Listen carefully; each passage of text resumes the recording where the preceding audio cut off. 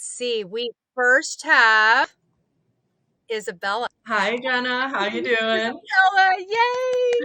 She's our very first contributor. She's been okay. Isabella is such an influential woman in my life, you guys. We crossed paths synchronistically while in a group container of a completely unrelated sub niche. Facebook Yeah. ads management.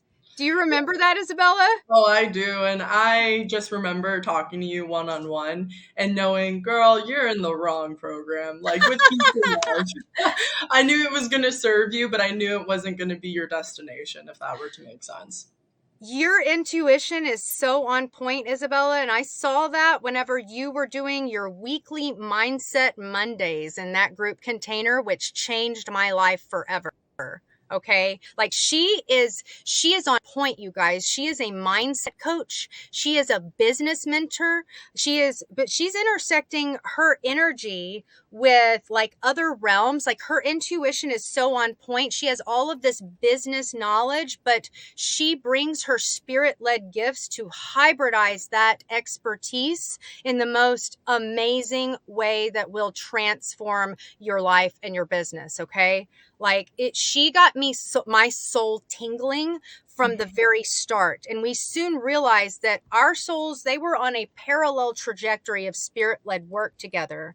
And today she's offering immense value on YouTube with her deep pool of wisdom in coaching and consulting and business, and sharing it with the world as a soulpreneur with her frequency focused on fulfillment to her clients. So powerful. And Yeah. she's, Woo! Your oh my fire. goodness. I'm like, damn, your flow state right now is lovely. Oh, you light me up like no other, girl. Like your YouTube channel, you just launched it, and it's going to be podcast style, right? To connect the collective on healing their relationship around money, right? Yes, So exactly. needed. So needed.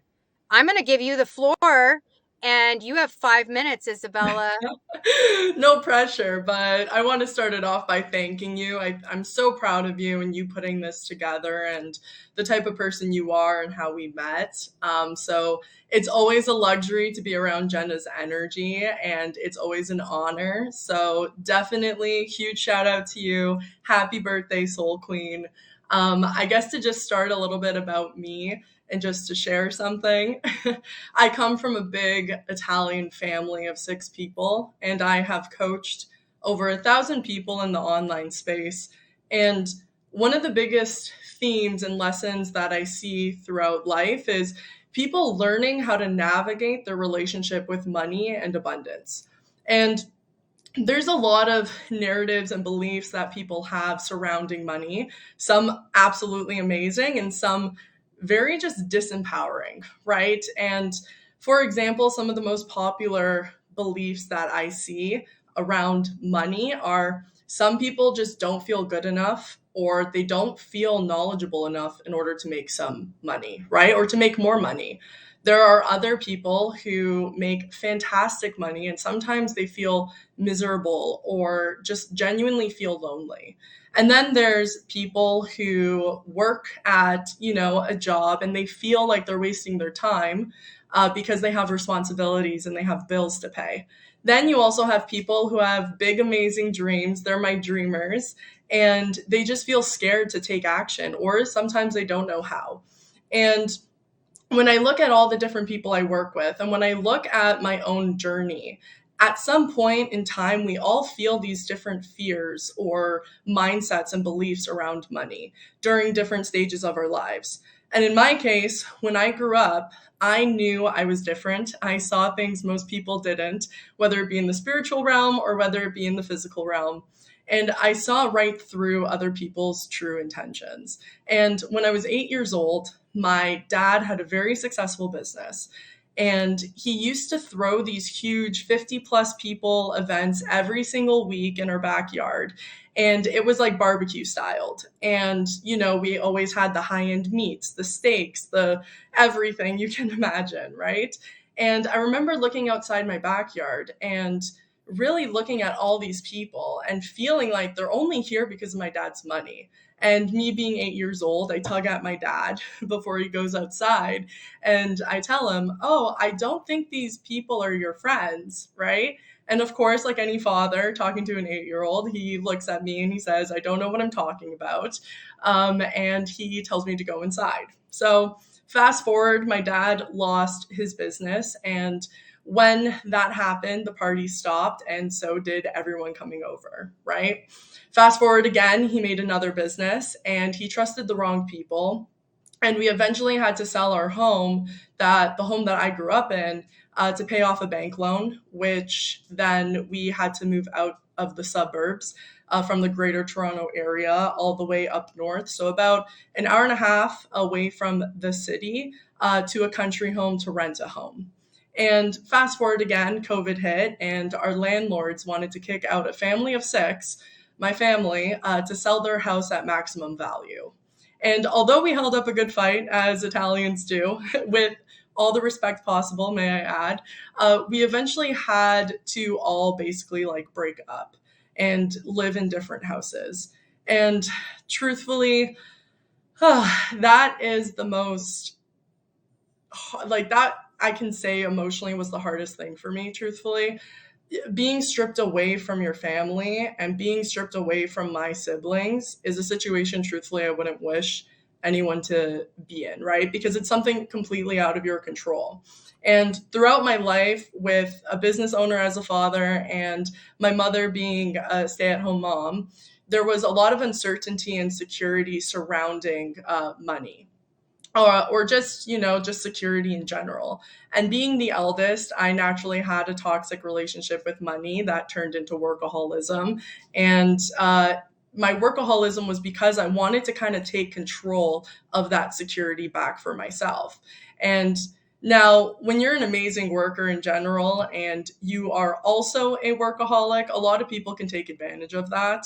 And I have definitely been taken advantage of multiple occasions through multiple jobs, because I'm the type of person, I'm loyal to the cause. If I work for someone, it's like your mission is my mission.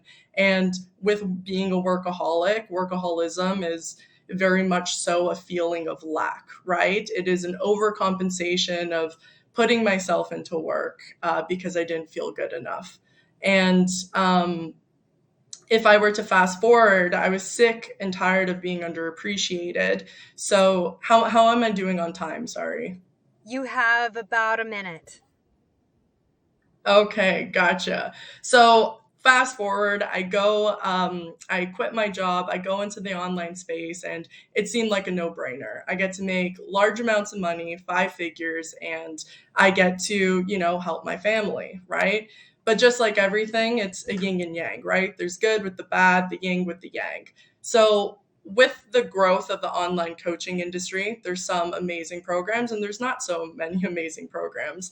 And within the last 3 to 4 years of being in this space, I worked on and in and with so many coaches in the online industry. And truthfully, what I commonly saw was a theme is people were chasing money instead of attracting it. And I was one of those people who fell into that, truthfully. And it wasn't until I got an opportunity to make $250,000 USD plus bonuses, and I'm Canadian, so that's a lot of money. And I turned it down, and I really just wanted to do my own thing. And not only did I turn it down, I quit. Now, that is unusual. And some people honestly would call it stupid, potentially, right? However, it was the best freaking decision I made in my life to stop living someone else's dream. And at the time, it did feel a little unethical to stay with that, but I was so happy to follow my own intuition and follow my own dreams. And once that happened, I'm just going to say everything in my life changed. I was able to manifest everything that I ultimately wanted within life, right? And I realized that I should be worrying about where I'm going, who I'm serving, but I knew I was going to be okay. And all I want from you guys to take from this talk is you have to listen to that voice, and taking action may sound easier than like easier said than done, but at the end of the day it can be done. If it's in existence, it's attainable. The only trick that we need is to heal our internal world so that our external world can reflect what we truly want in this lifetime. And by going through this journey with all the highs and lows and coming out of it in the other end, I see that there's a real need to helping people heal their relationship with money and helping them with the inner work so that they're able to monetize their skills, knowledge, and expertise in the online space. So I'm just going to leave you guys with the philosophical question of the best advice that I can ever give you guys is to really reflect of what if your life could be better than you can imagine. All right. So love and life. Thank you so much for Jenna for having me. I love you, Isabella. You've helped me with this so much in our time working together over these last couple of years. My soul is tingling, lady. Thank you for your service. Absolutely. Really excited to see who else is lined up. Oh, yes.